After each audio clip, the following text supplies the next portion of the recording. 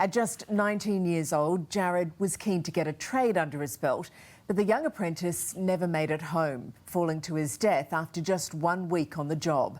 Now his parents want justice.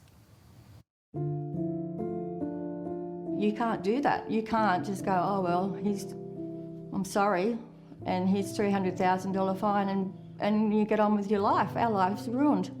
A lot of times we just sit at home, do nothing. Yeah, so it's just completely changed our lives. We'll be different people forever, you know. Leanne and Scott Hayter are shattered parents, forced to live without their son, Jared.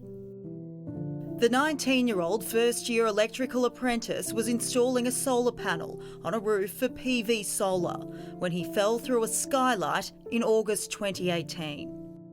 Well, this was his first week there, so it's only a day course for working with heights, so you're not prepared. You don't have the experience to be up on a roof. I got the phone call saying that Jared's in hospital, and I said, I thought, first question, what happened? I said, is he all right? I said, no, they said he's in a bad situation. So I just rushed up to the hospital and waited till he came out of surgery, and was there for 2 weeks, every day with him. For 2 weeks, Jared clung to life after plunging 6.5 metres to the ground, before Leanne and Scott made the heartbreaking decision to say goodbye. How hard was the decision to turn off his life support? Extremely hard, extremely. Just watching him lay there in bed for the 2 weeks, not moving, you know, eyes not open, whatever. It was just so painful, you know, just every day you're just in tears, crying.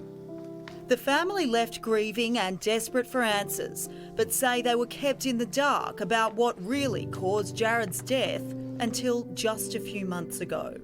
It was 2 years and 9 months till we went to court, and you know, every day you ask yourself the same questions over and over. Why? How?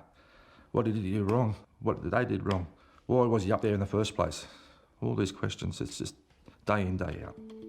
Jared had a safety harness on when he fell, but the district court found that it hadn't been set up properly.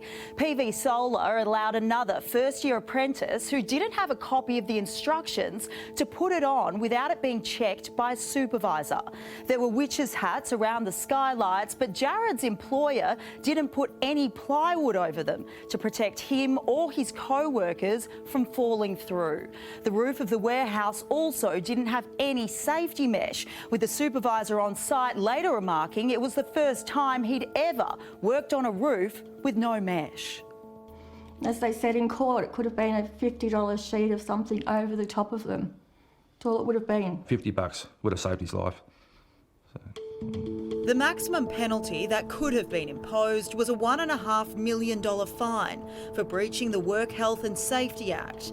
But instead, PV Solar was penalised just $300,000 after pleading guilty. But I think $300,000 is just an insult, an absolute insult to Jared. Maximum penalty, definitely. They took a life.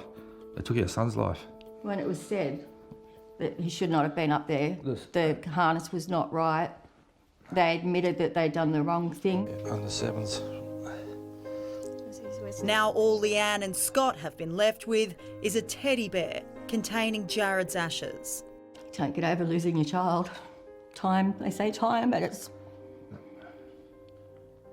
there is no time. They just take a life for granted, you know, that's what they've done.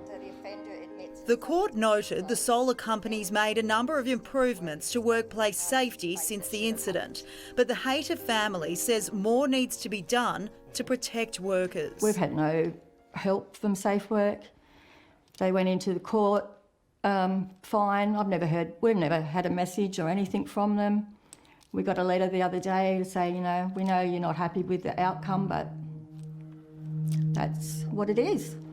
In a statement to A Current Affair, SafeWork New South Wales said it seriously considered appealing the court's decision, but decided against doing so, with the reasons why being outlined in a detailed letter to the family's lawyer. I want people to have to stand up and be accounted for what they've done to our boy.